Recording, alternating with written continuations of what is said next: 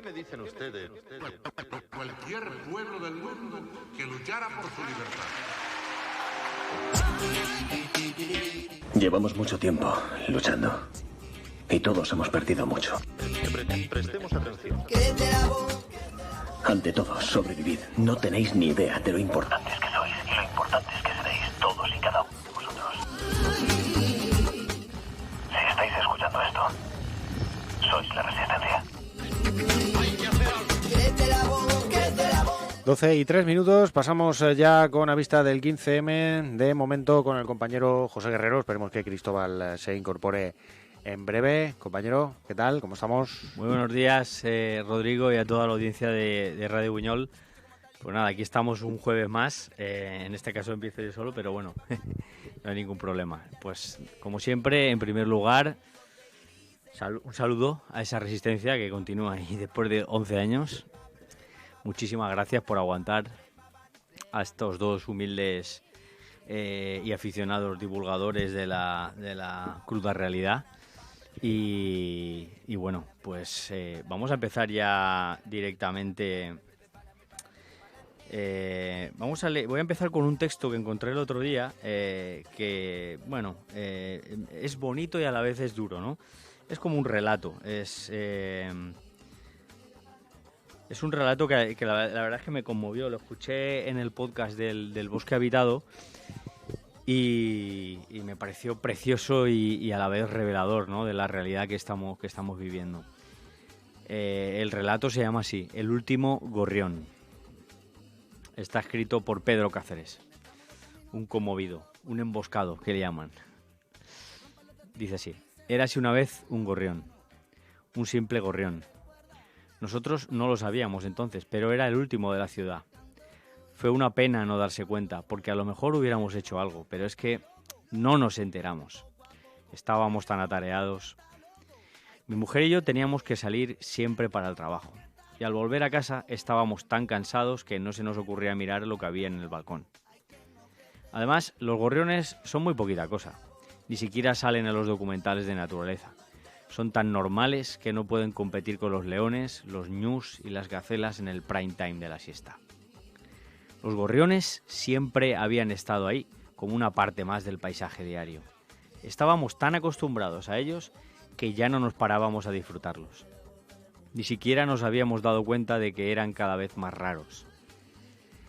El caso es que durante semanas el último gorrión de la ciudad estuvo viniendo a casa. Se posaba en el balcón y enredaba con las 4 plantas de las jardineras, haciendo las típicas cosas que suelen hacer los gorriones. Bueno, eso me imagino, porque como digo, tampoco me paraba mucho a mirarlo. Pero un día no apareció más. Nunca volvió. Seguramente se cansó de vivir en un lugar lleno de coches y de cemento. O no encontró pareja al final del invierno y se buscó un sitio en el campo donde hubiera alguien con quien anidar. Y fue entonces cuando el último gorrión se fue de la ciudad, cuando todo el mundo se enteró. La historia se convirtió en noticia, los periódicos y las radios empezaron a hablar a todas horas. En las redes sociales se montaron campañas preguntando si alguien había visto gorriones. Hubo hashtags muy ingeniosos y hasta se hicieron aplicaciones de móvil para buscarlos. Todo el mundo se las bajó, todos nos unimos a la moda. Al final, hasta nosotros acabamos saliendo en el telediario. Alguien se enteró de que habíamos sido los últimos en verlo y las cámaras vinieron a buscarnos. Era un gorrión normal, dijimos al periodista de la tele. Era como todos los demás. No notamos nada especial, añadimos. Bueno, tampoco nos fijamos mucho, acabamos confesando mi mujer y yo. Es que estábamos tan ocupados con los trajines diarios, ¿cómo íbamos a reparar en que aquel pajarillo era tan importante? Fijaros qué cosas, al final pareció que los malos éramos nosotros. Yo creo que la culpa de que los gorriones se marcharan fue un poco de todos, pero la gente que nos vio en la tele acabó mirándonos de reojo, como si nosotros hubiéramos hecho algo para espantar al último. Si no hicimos nada, todo lo más podrían acusarnos de indiferencia, de habernos portado con él como todo el mundo se portaba con los gorriones. Eran tan normales, eran tan abundantes. Pasó el tiempo y nos acostumbramos a vivir sin ellos. Los días eran más tristes, los parques más silenciosos y las tardes más apagadas. En la ciudad de cemento y humo seguíamos hacinándonos los hombres, cada vez más solos. Y entonces, un buen día, cuando ya no podía más con tanta tristeza, me asomé al balcón. Y allí, en la jardinera, escondida tras la planta de plástico, encontré la nota. Decía así: durante cientos de años hemos vivido con vosotros, y no solo nosotros, también los mirlos, los carboneros y los petirrojos, y las cigüeñas, los herrerillos, los verdecillos, las golondrinas y los vencejos. Pero nos hemos cansado. Ya no hay quien viva aquí. No sé qué habéis hecho con vuestros pueblos, pero están muertos, llenos de humo y sin un lugar donde posarse. Hacedme caso, resucitad la ciudad, sembrad árboles, cultivad huertos, olvidad los coches.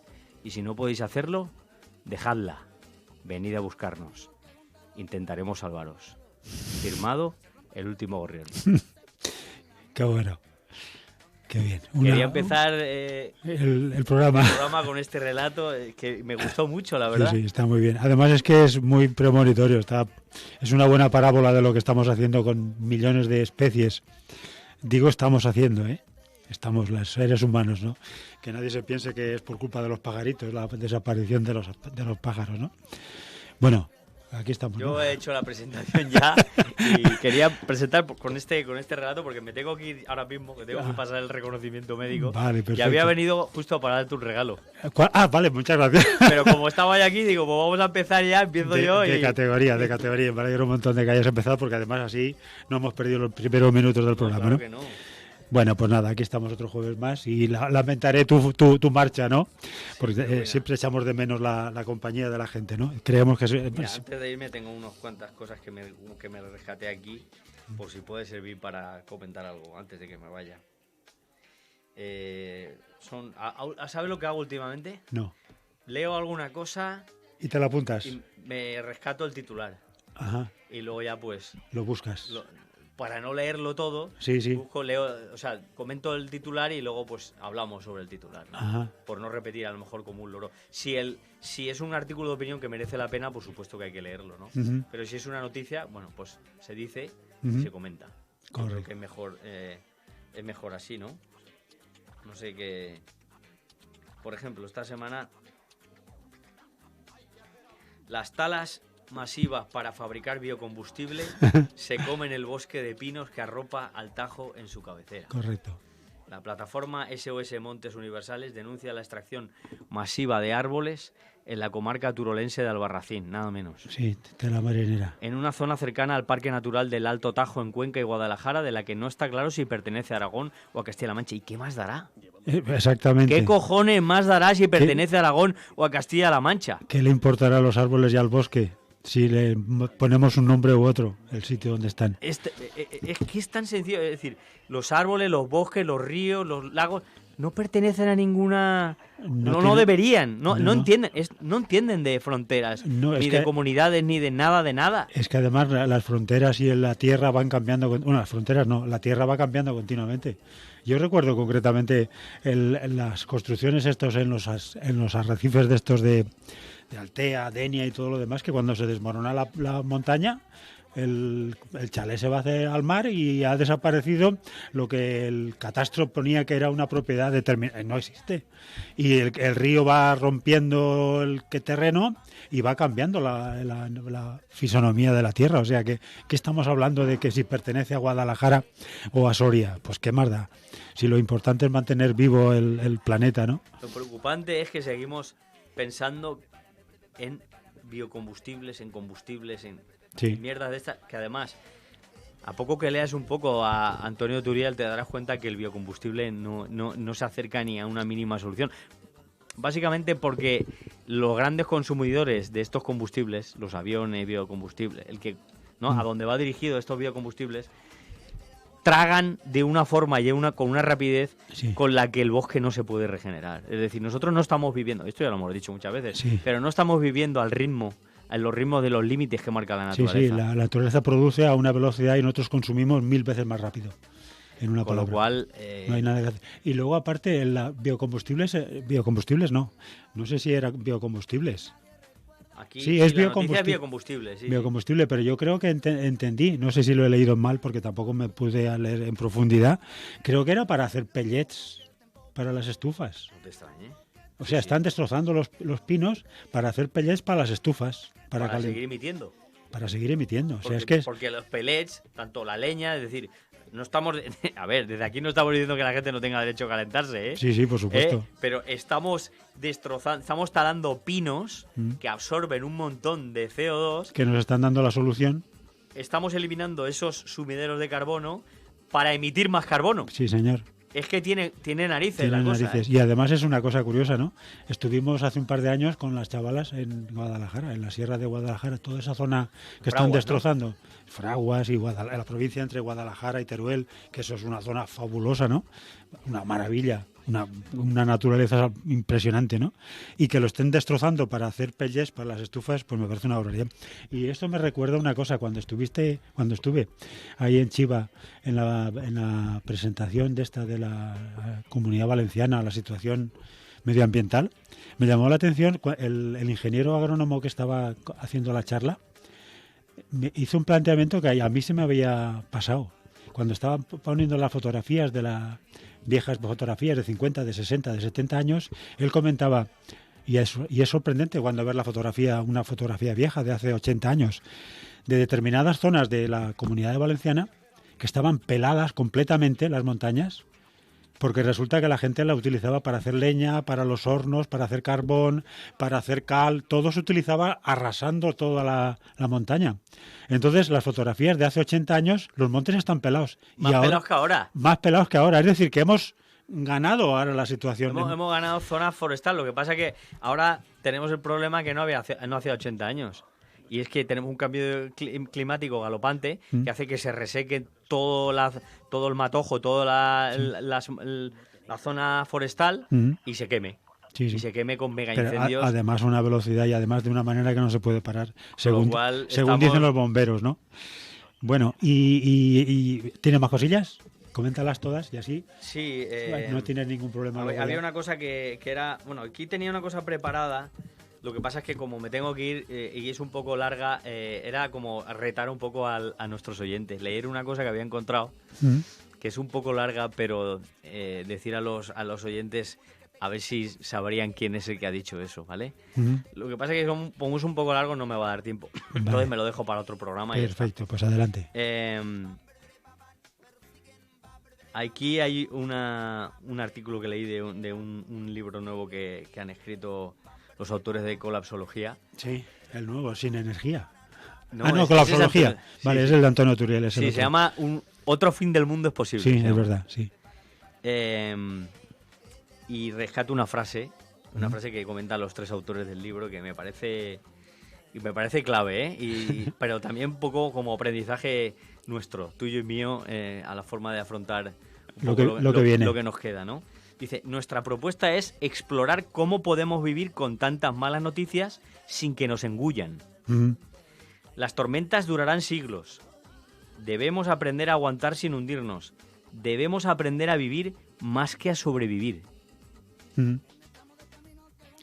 Es una manera. Y luego otra cita del antropólogo anarquista David Graeber, que falleció hace un par de años, por desgracia, antes de hora. Él decía, el sistema se derrumba precisamente en el momento en que numerosas personas han perdido la capacidad para imaginar que pueda existir otra cosa. Esa es una de las cosas que últimamente nos estamos encontrando tú y yo en los libros estos de los científicos y de los que están analizando el problema, ¿no?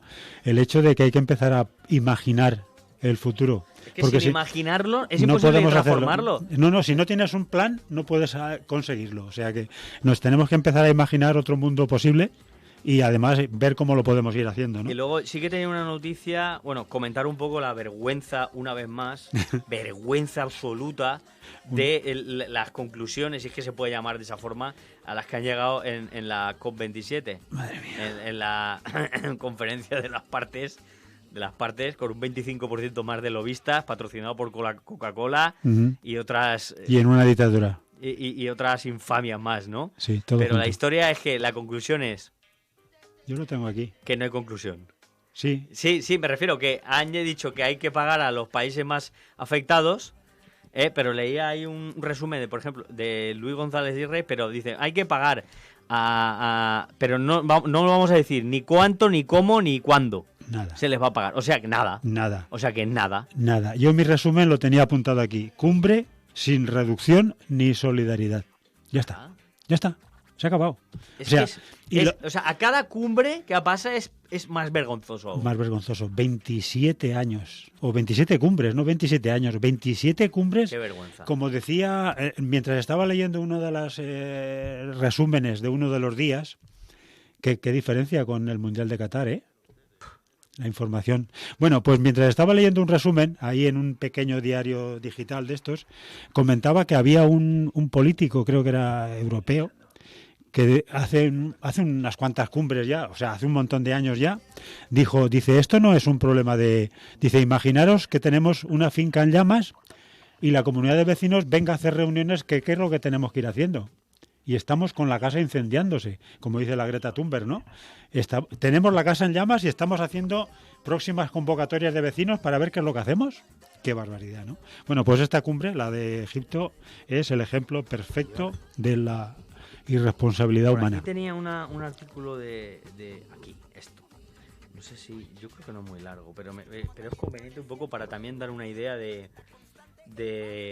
qué cosas, o sea, qué ejemplos han pasado ya. No es que están pasando, es que han pasado ya para que podamos aprender un poco y tomemos algunas lecciones, aunque no sean, aunque tampoco sea la panacea ni sea una cosa que nos vaya a sacar de donde estamos, pero un poco por el camino, ¿no? Uh-huh. Se llama la ciudad de Detroit como metáfora. Hostia, menudo ejemplo, para que vayamos aprendiendo lo que es el capitalismo. Pero claro. Eso es una prueba completa. Claro, pero es que además aquí te cuenta un poco cómo los que quedaron allí, cómo han salido. Están viviendo en vez de sobrevivir. Exactamente, cómo han quedado. Entonces, es curioso una cosa, antes de empezar, y ahora continúa si quieres. Sí. Es curioso cómo estas barbaridades del capitalismo no las conoce nadie de los que nos está escuchando. ¿Nadie?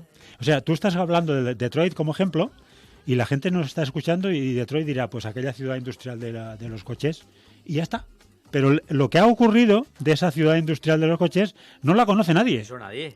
Nadie ha visto imágenes, igual que nadie ve imágenes de las ciudades americanas con los sin techo viviendo en tiendas de campaña en las aceras. Los Ángeles, Hollywood, San Diego, pero es que están por todas partes. Sí, sí. Resulta que no solamente las emblemáticas para nosotros, para ti y para mí, porque la gente ya no ha visto las imágenes nunca, sino que eso está generalizado y no pasa, y nadie lo sabe. Y lo de Detroit tampoco.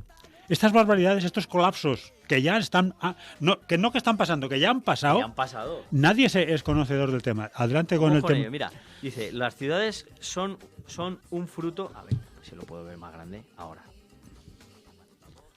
Que ya me falla la vista. Esto de hacerse viejo, ¿eh? Uy. Las ciudades son fruto de un espacio y de un tiempo particular. Están dotadas de una singularidad propia que convierte en irrepetible, en inexportable a otra geografía en la mayoría de lo que sucede en sus calles. El colapso socioeconómico y urbanístico en el que se encuentra inmersa la ciudad de Detroit desde hace unas décadas, así como las alternativas que están brotando de sus ruinas, no son una anticipación generalizable del futuro, pero haríamos mal en despreciarlo como un acontecimiento anecdótico que nada tiene que ver con nuestra realidad. Lo sucedido en Detroit no ofrece respuestas universales a la fragilidad de los ecosistemas urbanos ante factores altamente desestabilizadores como el pico del petróleo, el cambio climático o las consecuencias territoriales de la crisis socioeconómica. Deterioro de servicios públicos, exclusión social, segregación espacial, cambios demográficos, pero sin embargo puede devenir en una metáfora que siembre dudas, estimule preguntas e inspire nuevas prácticas sociales. Eso es lo que queremos. Con este humilde programa. La ciudad de Detroit es mundialmente conocida por haber acogido durante las primeras décadas del siglo XX la mayor industria automovilística del mundo. Una metrópolis próspera cuya economía se sustentaba en las cadenas de montaje de Ford, General Motors y Chrysler, que eran las principales fuentes de empleo en una ciudad hiperespecializada productivamente. La ilusión de este sueño americano comenzó a resquebrajarse en los años 60. Al calor del movimiento por los derechos civiles que planteaba como buena parte de su prosperidad se había cimentado sobre el racismo. La población negra denunciaba la segregación residencial, la discriminación habitacional y laboral, los abusos policiales. Qué novedad. Esto no nos suena, ¿verdad? Por desgracia. Un malestar que desembocó en los graves disturbios de 1967.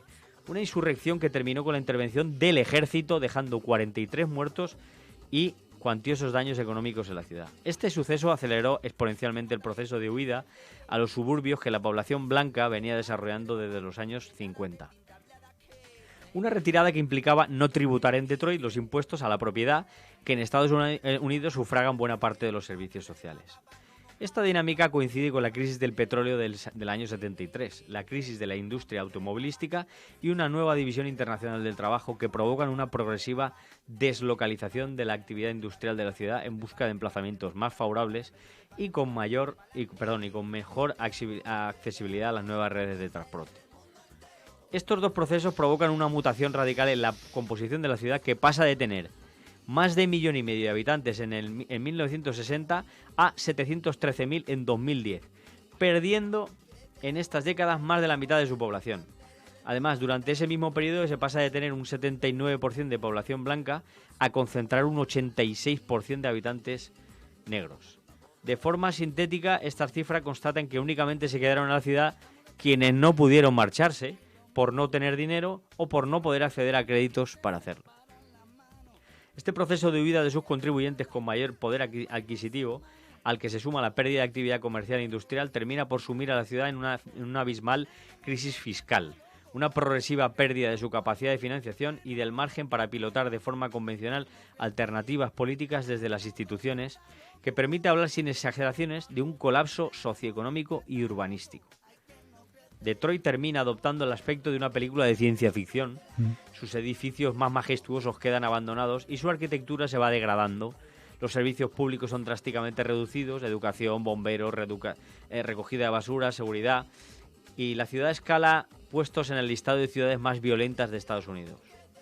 Los miles de derribos de viviendas abandonadas agudizan las crecientes dificultades para costear los suministros urbanos. Luz, agua, alcantarillado, en una ciudad extensa que ha perdido densidad poblacional. Otro de los problemas derivados de estas dinámicas es la aparición de enormes food deserts o desiertos alimentarios. Zonas de la ciudad donde hay un difícil acceso a un supermercado o tienda de comestibles, quedando a una distancia superior a 1,6 kilómetros. Barrios que sufren una segregación alimentaria con un inadecuado acceso a alimentación saludable, cuya consecuencia es que la esperanza de vida haya descendido y los infartos, la diabetes o la obesidad se hayan cronificado en Detroit. Urbanísticamente la ciudad se ha tornado inviable. Por cada licencia de construcción se conceden 10 de demolición. Un estudio reciente censaba más de 100.000 solares, que suponen un 25% de la superficie de Detroit y que si se pusieran todos juntos podrían contener la ciudad de París. Mucho suelo y pocas opciones. Los bulldozers están pasando a la acción desurbanizando zonas completas para proceder a reagrupar a sus habitantes en barrios que queden más densamente poblados. El impactante documental Detropía narra ese proceso en el que una ciudad se convierte en una utopía negativa, donde miles de personas han quedado abandonadas a su suerte en el corazón de la metrópoli. Y sin embargo, durante la última década, las comunidades locales están reinventando Detroit. Contra todo pronóstico, la ciudad del coche ha encontrado su motor mirando al pasado preindustrial. La agricultura urbana ha reaparecido para rearmar la convivencia, mejorar la autoestima colectiva, garantizar la seguridad alimentaria y dinamizar la economía, siendo la indiscutible protagonista de la radical transformación en la que se encuentra sumida la ciudad. El olvidado tractor comunitario empieza a ganar la partida al automóvil. Las personas que se habían quedado en la ciudad, aquellas que habían echado raíces en Detroit, tuvieron que tomar la iniciativa y autoorganizarse para garantizar la satisfacción de sus necesidades básicas. La alimentación se convirtió en una de las cuestiones estratégicas y la agricultura urbana proliferó de forma natural por la ciudad. No hay un relato histórico, una crónica que permita reconstruir de forma coherente el proceso. Seguramente mucha gente tuvo la misma idea. De forma sincrónica empezaron algunas iniciativas particulares que inspiraron proyectos colectivos más ambiciosos cuyas resonancias terminaron por contagiar de entusiasmo a buena parte de sus habitantes. Una de las primeras cuestiones a abordar era el acceso a la tierra. A sabiendas de que el suelo sobre el que se asienta Detroit era muy fértil, pero una buena parte se encontraba contaminado por los procesos de industrialización. Un problema solventado tras el derribo de las antiguas viviendas que protegían superficies de suelo no contaminado y que se convirtieron en el espacio privilegiado para el cultivo. Además, entidades como el Detroit Black Community Food Security Network llevan cerca de 7 años con un programa de estudio de suelos y realizando fitorremediación donde es necesario. Es decir, recuperando el suelo mediante la siembra de plantas que absorben los tóxicos para posteriormente convertirse en biocombustible. Mira, vuelve a aparecer el biocombustible. Sí. Actualmente se estima que en Detroit hay cerca de, al loro, 1.200 huertos comunitarios y granjas urbanas. Una elevada cifra bajo la cual se agrupan una pluralidad de modelos. Esta ortodiversidad ha permitido que haya formatos adaptados a las necesidades, expectativas e intereses de cualquier persona. Existen las iniciativas orientadas al autoabastecimiento o de producción para vecindarios reducidos surgidos en las inmediaciones de las viviendas que se quedaban aisladas por las demoliciones, incluyendo desde pequeños huertos a cultivo de parcelas de cereales.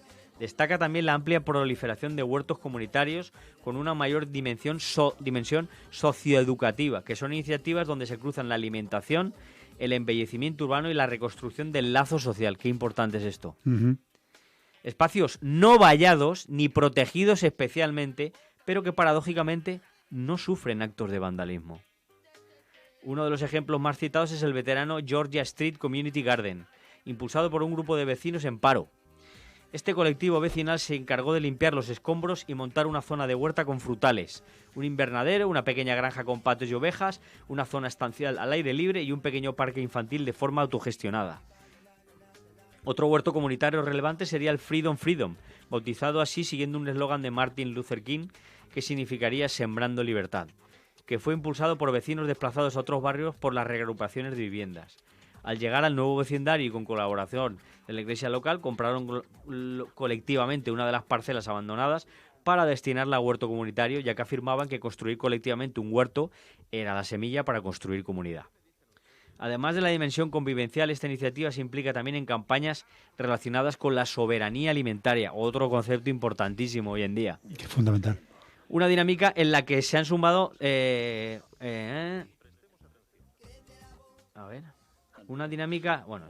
a la que se han sumado diversas iglesias y grupos religiosos que han impulsado sus propias iniciativas de huerto y granja urbana para abastecer los comedores sociales y mejorar la calidad de vida de sus creyentes.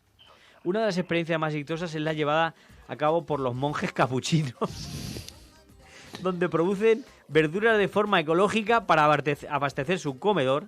Los excedentes se donan al banco de alimentos, además desarrollan programas de educación ambiental en verano, horticultura, nutrición y promueven mercados de venta directa para los proyectos juveniles de agricultura urbana. Otra entidad que merece la pena es una ONG, que cuenta con 526 huertos comunitarios dinamizados por voluntarios. Bueno, en fin, aquí siguen con un montón de iniciativas. A mí lo que me interesaba era esta última parte, sobre todo, porque lo que ya ha pasado nos puede servir un poco de bola de cristal. Sí, sobre todo para las ciudades, no tanto para los pueblos. Es fundamental que la gente conozca cuál va a ser el problema y que ahí ya empiecen a poner soluciones. Claro, aquí lo que se está hablando es de soberanía alimentaria, circuitos de consumo muy cercanos, autoabastecimiento, autoorganización y autogestión. Sí, y solidaridad. Porque es que una de las cosas importantes para poder seguir viviendo en un mundo decente es contar con todos los demás como una unidad. Con todos los demás y con todo lo demás. No solamente con las personas, sino con animales y plantas. Es curioso, ¿no? Exactamente. Estamos hablando aquí de solidaridad entre personas. Más que nada lo he leído porque, a veces nosotros hablamos mucho de esto, ¿no? Y parece como que es... Que nos lo inventamos todo. O que no lo inventamos, o que es como un mantra que queremos que no, es que esto está pasando. Sí, señor. Esto está pasando y además está funcionando, con lo cual, vamos aquí damos el ejemplo. Nota. Y además es importante ir conectando las diferentes comunidades para ir aprendiendo unas de otras, ¿no? Porque si no... Vale, sin problema. Muchísimas gracias. Con un papel de regalo de Spiderman reciclado, para que veas que... Perfecto, hay que aprovechar todo. Lo que importa es el contenido. Correcto, sí, señor, te lo agradezco. Te dejo aquí una noticia por si la quieres comentar luego, ¿vale? Vamos allá. Porque es acojonante. Hay unas cuantas. Esto es lo de los animalitos humanos, para luego, si te queda tiempo. Noticia dice así. El Banco Central Europeo reitera que seguirá subiendo los tipos de interés, pero ojo, con menos agresividad. Apaga y vámonos. con menos agresividad. Esto es como, lo voy a traducir. Sí, hay que traducirlo ya todo. Psicópatas, sociedad anónima, te está diciendo que te va a seguir matando, pero poquito a poco. Pero más, Poquito a con más poco. estilo. Con poquito a poco. Poquito a poco. Para que dure más la agonía. Claro. Ahí O sea, eso. que en vez de degollarte directamente, pues te va a ir torturando hasta que mueras, ¿no? Sí, señor. Y Ahí te lo dejo si quieres comentarlo, Sí, y si no, bueno, habrá un montón de habrá cosas un montón de cosillas. Ya te las contaré todas por aquí, que se van a ir yo quedando. me despido de la audiencia y de ti hasta el próximo jueves. Venga, y muchas gracias, José. Bueno, pues seguimos con el programa en directo, ¿no? Porque esto parece una charreta entre... Esto está muy bien, ha sido un regalo en directo. Ahí, correcto. Gracias, José. Bueno, y hasta la próxima. Bueno, estábamos terminando de hacer el recorrido de las noticias, que ya ha adelantado algunas de ellas mi compañero. Y hoy me he encontrado con 3 o 4, igual que José ha encontrado la propuesta de Detroit, y yo tengo aquí la de Realengo, en Alicante, el pueblecito ese. ¡Qué maravilla! Un pueblecito de Alicante de 300 habitantes que decide que para abaratar el precio de la luz, pues va a montar en el parque una estructura con un montón de placas solares comunitarias de todos los vecinos, y así consiguen abaratar la factura de todo el pueblo en electricidad. Fíjate qué cosas, ¿no? La fotografía de la plaza del pueblo es espectacular, ¿no? Porque imaginaros, ¿qué te diré yo? Para que pongamos las cosas en perspectiva, ¿no? A ver, pues la plaza del pueblo, o la plaza de la venta, o la plaza de donde está el Wins y todo lo demás. En esa plaza, imaginaros que la cubierta que cubre la terraza de los bares, pues la cubren de placas solares, ¿no? Con eso prácticamente tendríamos para un montón de viviendas alimentadas por energía solar. Qué cosas, ¿eh? Y la pagan entre todos los vecinos y la disfrutan en la factura todos los vecinos del pueblo, ¿eh? Mira qué maravilla. Bueno, pues eso lo han hecho en el Realengo, en Alicante. 300 vecinos productores de energía solar, y les han abaratado la factura a la mitad. Y están planteándose, lógicamente, pues eso, que si en vez de tener 10 ponen 20, pues en vez del 50% les saldrá gratis la energía eléctrica, ¿no? Y no tendrán que quedarse sin tierras cultivables para que una empresa multinacional o un fondo de inversión o Endesa o Iberdrola sigan haciéndose millonarios robándonos en los recibos de la luz, ¿no? Es mejor alternativa que los vecinos tengan su propia instalación, que no ceder los terrenos que necesitan para cultivar, para que una empresa o una multinacional o un fondo de inversión siga haciéndose más rica todavía, ¿no? Bueno, como veis, se pueden hacer cosas. Simplemente hay que pensar en ellas, ¿no? Como estábamos comentando José y yo, hay que imaginar el futuro para empezar a ponerse en marcha para conseguirlo, ¿no? Bueno, lo de la cumbre del clima, ¿para qué vamos a hablar? Ya lo hemos visto. Bueno, ya no lo hemos visto, porque ni lo hemos visto en los informativos, ni lo hemos visto en los resultados, ¿no? Y luego, más cosas, ¿no? Nos cuentan aquí que la Unión Europea, concretamente Holanda, se va a quedar sin poder utilizar los invernaderos, porque claro, visto el precio de la electricidad y del gas para calentar los invernaderos, pues no se puede mantener. Entonces tienen que empezar a comprar las verduras y las frutas aquí a España. Y lo que ocurre, si las verduras y las hortalizas las pagan a 10 en Países Bajos, pues no las van a vender aquí a 5, ¿verdad que no? Así que ya sabéis lo que cuesta. Si Holanda tiene un salario mínimo, por ejemplo, de 1.800 euros y aquí lo tenemos en 1.000, pues las verduras se las van a vender a Holanda porque van a pagar más que nosotros. Así que ir preparando la cartera, porque el precio de la luz y del gas en Europa también nos afecta a la comida que compramos en el supermercado aquí en Buñol, ¿no? Y luego también nos avisa de que, claro, visto el problema, pues habrá que empezar a funcionar de otra manera, ¿no? Tal como planean en algunos sitios del planeta para intentar vivir sin tanta energía consumida, ¿no? Bueno, para aquellos que siguen dudando del clima y del cambio que se está produciendo en las temperaturas y en las condiciones climatológicas del planeta, pues ya sabéis, no lo sabéis, pero os lo cuento yo ahora. Se ha decretado la sequía en Cataluña. Sequía en noviembre, agárrate. Sequía en noviembre en Cataluña. 6 millones aproximadamente de personas, incluido Barcelona, pues van a tener que ir haciendo regulación de consumo Claro, la sequía es una de las consecuencias que nos espera, ¿no? Los grandes incendios, la sequía, las grandes tormentas, en fin, la subida del nivel del mar, las temperaturas muy elevadas, en fin, todas estas cosas que nos esperan mientras seguimos viendo el Mundial de Qatar. Bueno, y la última me la encontré anteayer o así, y el titular no parecía muy espectacular. Y por eso no me quedé con la noticia para comentarla. Pero esta mañana he tenido un poquito más de tiempo y me ha dado tiempo de leerla, ¿no? Y es curiosa porque también es otra alternativa, ¿no? Hay gente imaginando otro mundo posible, otro mundo diferente a este capitalismo que nos está suicidando a la especie humana. Y hay gente que se está planteando alternativas a esta barbaridad del capitalismo, ¿no? Cuyo único fin es crecer más y más y más. Algunos, claro. El resto, si se mueren por el camino, mala suerte, ¿no? Bueno, pues decía que hay alternativas. Hay gente que se mira al futuro de otra manera y piensa que se puede vivir bien sin destruir el planeta, ¿no? Y nos cuentan el caso de que el gobierno aquí en España, los gobiernos aquí en España y las empresas, por supuesto, han apostado por el AVE. No sé si lo habréis notado, ¿no? Por supuesto que lo habréis notado. Bueno, pues hay un colectivo de ingenieros de caminos, un colectivo de técnicos y tal, que han hecho un estudio, porque aquí el gobierno de España apuesta por un AVE, una línea de alta velocidad que recorra Burgos, Álava y Navarra. Y resulta que 4 o 5 técnicos, ingenieros de caminos, en fin, especialistas de esta rama de ferrocarril, han hecho un estudio alternativo, ¿no? En vez de hacer un AVE, recuperar y mejorar las redes de trenes públicos actual. Un tren social, que llaman ellos, y así lo llaman en el periódico, ¿no?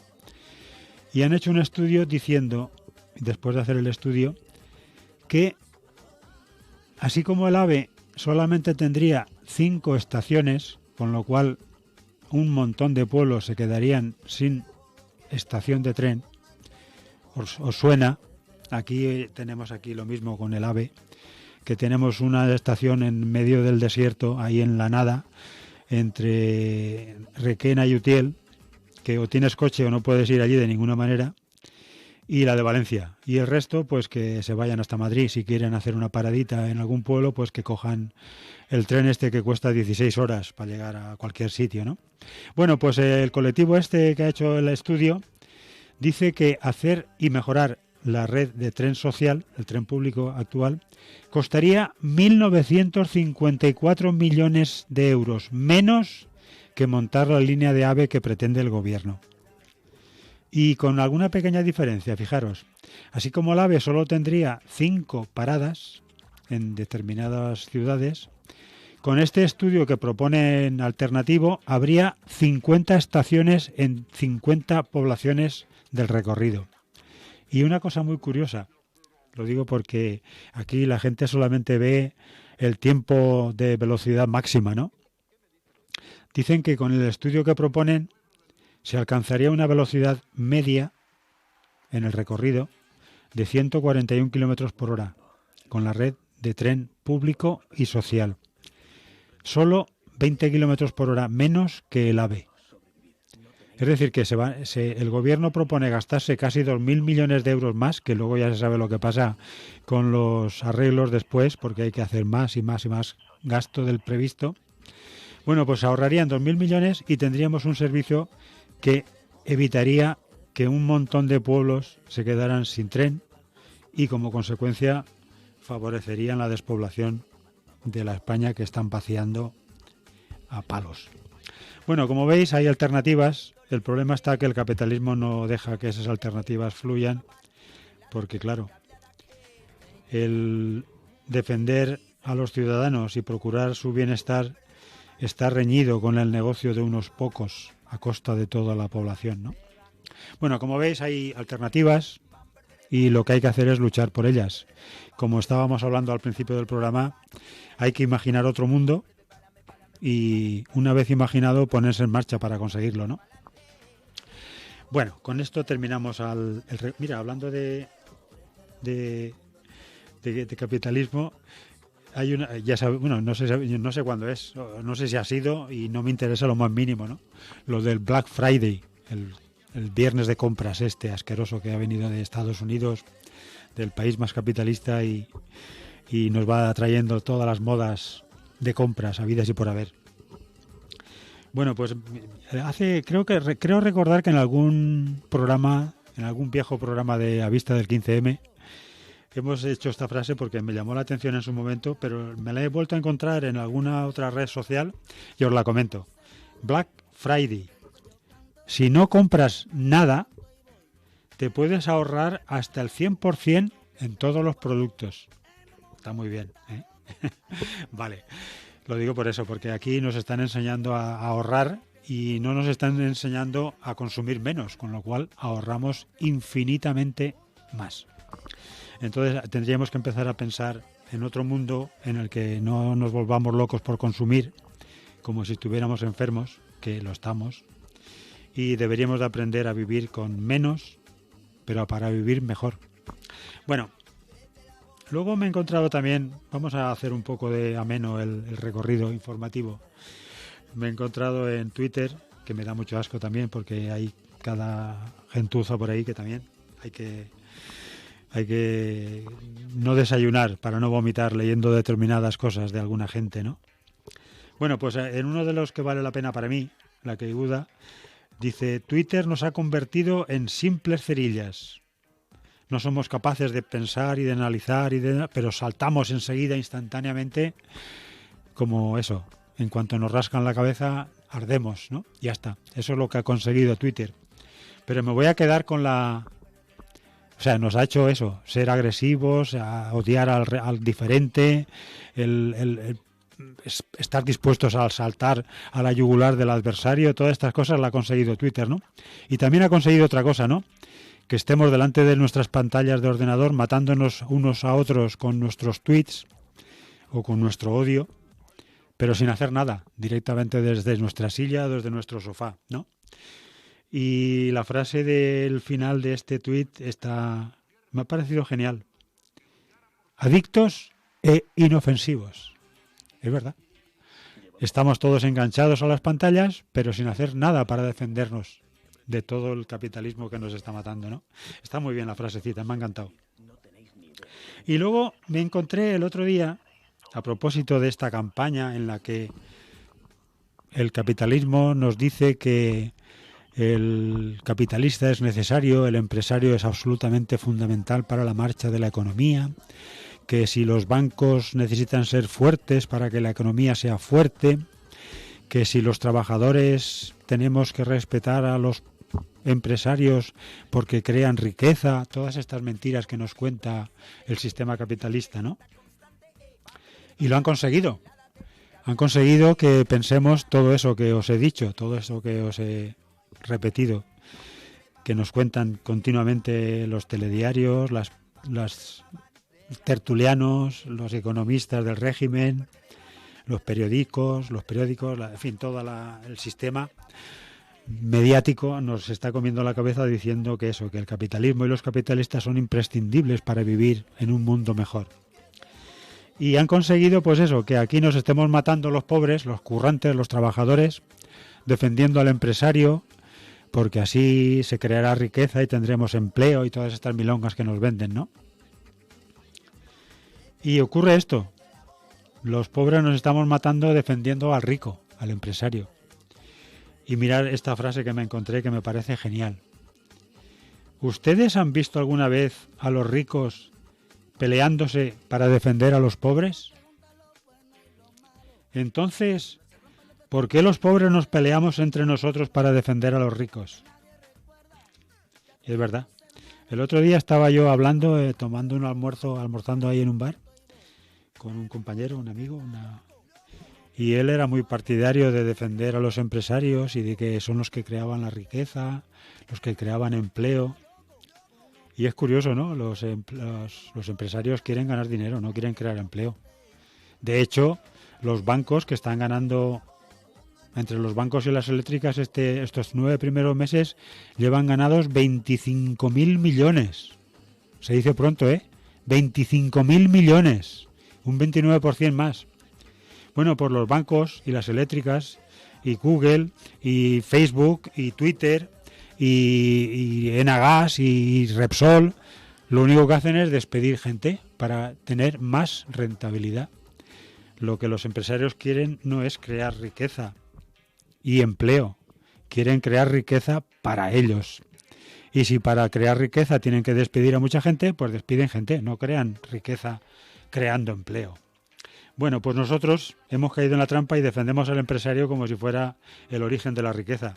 Y como dice un refrán, los pobres podemos vivir sin empresarios, los empresarios necesitan a los pobres para seguir haciéndose más ricos. Me imagino que con eso queda bien claro quién crea la riqueza. No los empresarios, sino los trabajadores de las empresas, ¿no? Bueno. Y luego el otro día, ayer me apunté una frase. Esto es un batiburrillo de frases que me he encontrado, pero que me parecieron curiosas, ¿no? Esta es de Woody Allen. Y esta, ayer cuando la encontré en un perfil de Facebook, me estuve partiendo de risa durante un ratito. Mirad. Bueno, ya estáis viendo cómo está el mundo, ¿eh? No hace falta que os lo cuente, ¿no? Aquí tenemos un cambio climático que está provocando millones de desplazamientos, catástrofes naturales, mega incendios, aumento de las temperaturas, aumento del nivel del mar, en fin, todas estas cosas que algunos dicen que no existe y así pueden continuar como hasta ahora. Tienen una buena excusa. Bueno, aparte tenemos guerras, no solo la de Ucrania, tenemos por ahí la de Etiopía, que tiene ya 1 millón de muertos y no sé cuántos millones de desplazados, que es así como el doble o el triple o el cuádruple que la de Ucrania, pero que como son de negritos, pues que se mueran solos, que no pasa nada. Tenemos ahí miles y miles de inmigrantes intentando llegar a algún sitio para poder seguir vivos, mientras se están ahogando en el Mediterráneo o en el Atlántico o en Calais, ahí en el Atlántico Norte, o en México, en la frontera con Estados Unidos, en fin, gente intentando seguir vivos y muriendo en el intento, ¿no? Bueno, todo esto está pasando, epidemias, en fin, todas estas cosas que están pasando aquí como si no hubiera un mañana, ¿no? Tenemos un mundo bonito, ¿verdad? Creo. Luego, aparte, ¿para qué os voy a contar? Para no irme ni a México, ni a Canarias, ni a Calais, ni a Irak, ni a Afganistán, ni a Sudán, ni a... En fin, todos estos sitios en los que se está muriendo de gente. Luego, aparte, los millones de gente que se está muriendo de hambre, ¿no? Bueno, pues, para ir a lo próximo que tenemos por aquí, no hace falta que os cuente nuestros hijos y nuestros compañeros, vecinos y amigos, cómo están de precariedad, de todo está en el aire, en fin, la sanidad, todo por el suelo, el desastre, recortes, en fin, todas estas cosas que estamos viendo todos los días en todas partes, ¿no? O sea, tenemos un mundo bonito en este momento.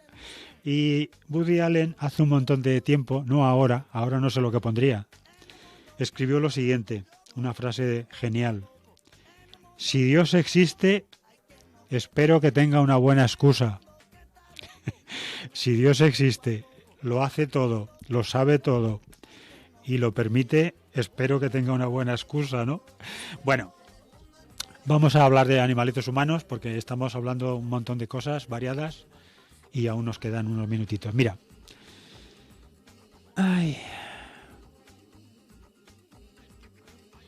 Bueno, una curiosidad.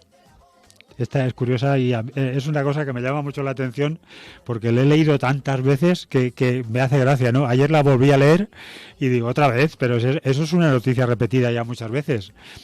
Bueno, PP, PSOE y Vox rechazan investigar en el Congreso al rey. Y digo, no, se han equivocado porque esto ya lo dijeron hace unos meses, lo dijeron el año pasado, lo dijeron el año anterior, lo dijeron en cada uno de los años, lo han dicho varias veces, esos se han equivocado, ¿no? No, es verdad. Esto fue esta semana. Esta semana PP, PSOE y Vox rechazan por 19ª vez investigar en el Congreso al rey. Ese rey que tenemos en Abu Dhabi, que nos cuesta 11.000 euros cada noche, a los españoles. Es curioso también, eso es una cosa que me llama la atención, ¿no? Tenemos ahora, bueno, ahora no, llevamos ya un montón de tiempo, llevamos ya 4 años, es verdad, 4 años de legislatura. Llevamos 4 años que todos los periódicos, todas las televisiones, todos los tertulianos, todos los políticos, la prensa, la radio, la televisión, todos a una contra Pablo Iglesias, ¿os acordáis? Bueno, de vez en cuando también contra Bildu y contra Esquerra Republicana y contra BNG y toda esta gente, ¿no? Y es curioso, el otro día en el periódico aparece, ya sabéis que el Bildu es ETA para un montón de periodistas, periódicos y tertulianos, prensa, radio y televisión, ¿no? Y el otro día Bildu consiguió un acuerdo del Consejo de Gobiernos para impedir que los precios del alquiler subieran el año que viene más de un 2%. Y me llama la atención, ¿no? Es curioso.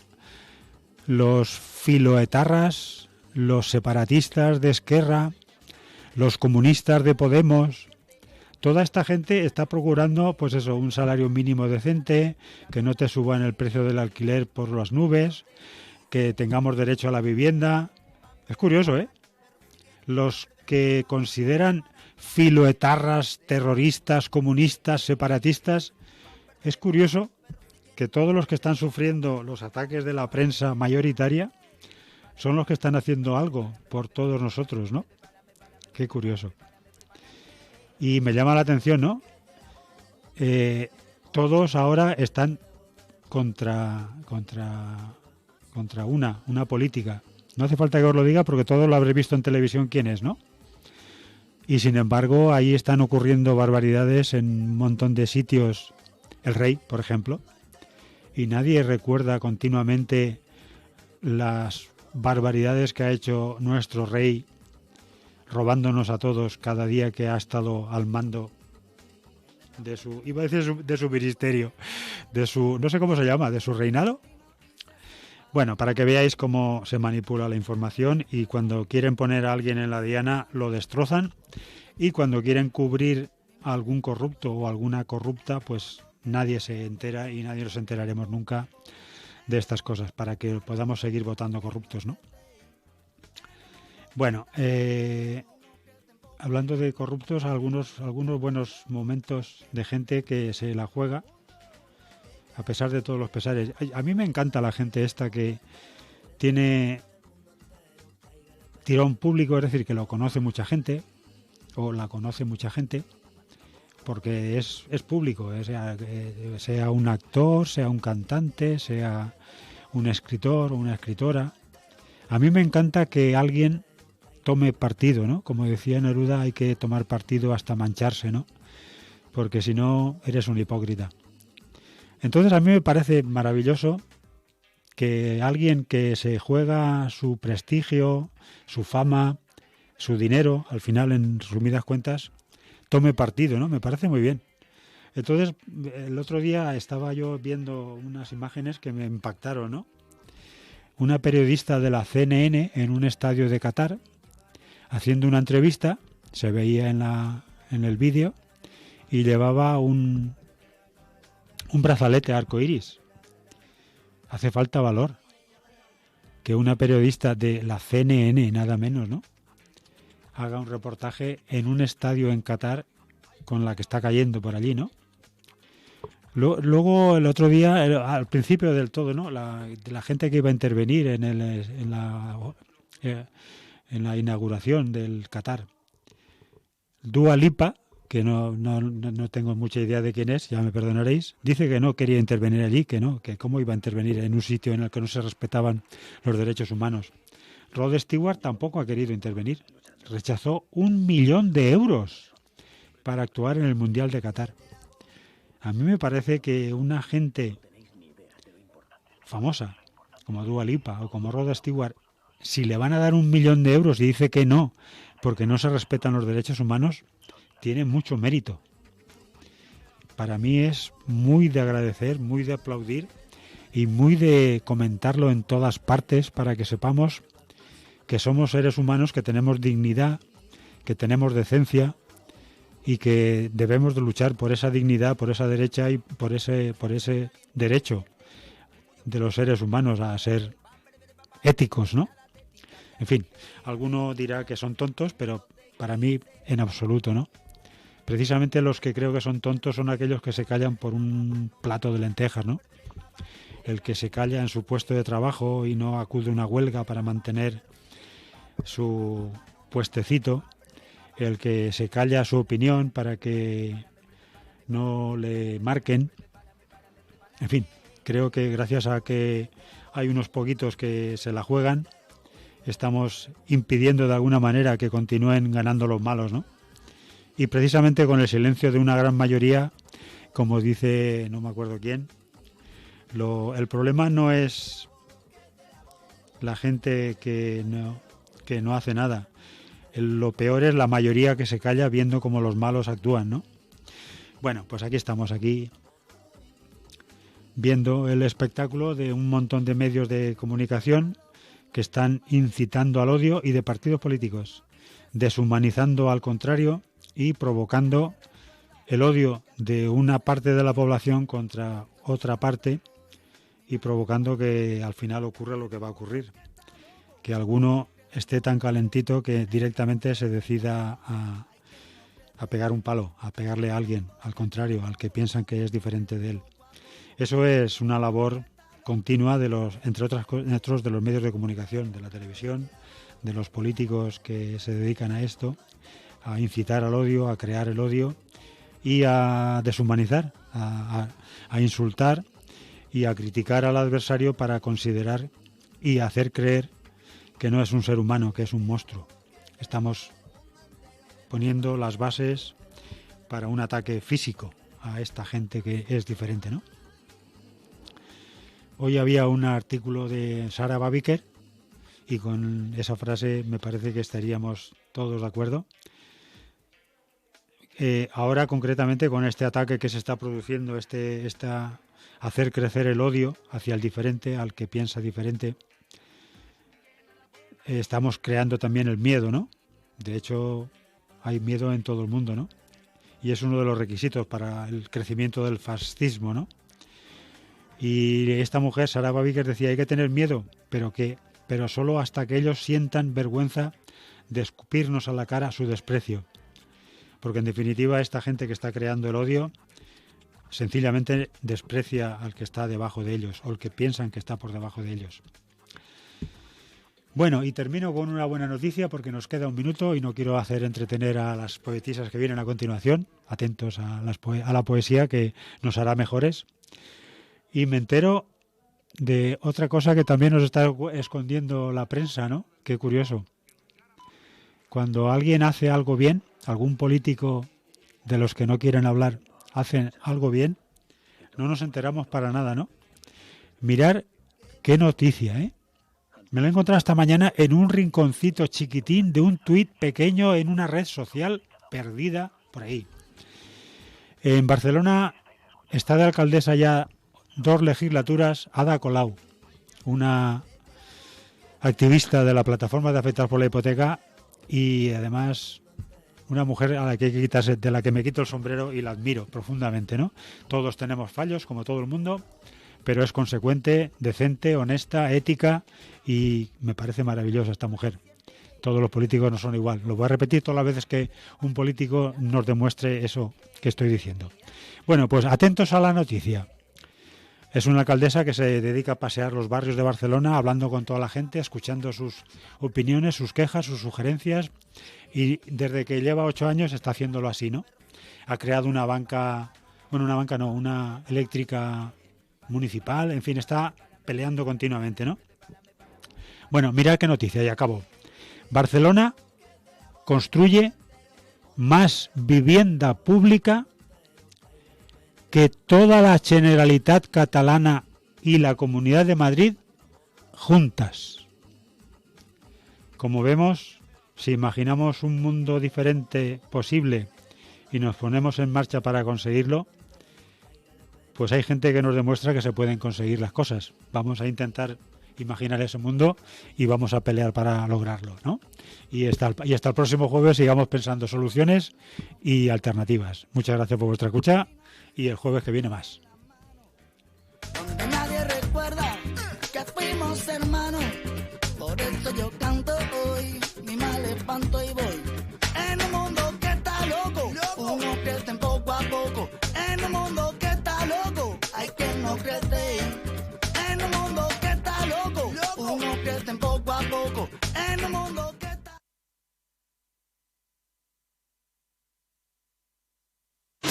Nicotina Music Team presenta Tercer Tardeo Comidas de Empresas. Nicotina Music Team. Carpa El Planel, Buñol, sábado 17 de diciembre desde las 5:30 de la tarde. En cabina, Ismael Lora. Javi y Rafa, Los Gemelos. Y los DJs Nicotina Music Team. Y como invitado, DJ Jorge Martínez. Venta anticipada en Supermercado Ventas La Llana de Buñol. Además, servicio de food truck. Sábado 17 de diciembre, Carpa del Planel, Buñol. Tercer Tardeo Comidas de Empresa. Nicotina Music Team.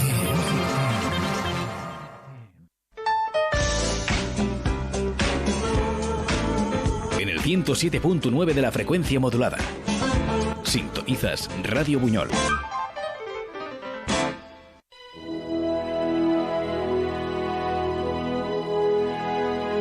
Con 10 cañones por banda, viento en popa a toda vela, no cortar mar sino vuela, un velero bergantín. Bajé el pirata que llaman, por su bravura el temido, en todo mar conocido, del 1 al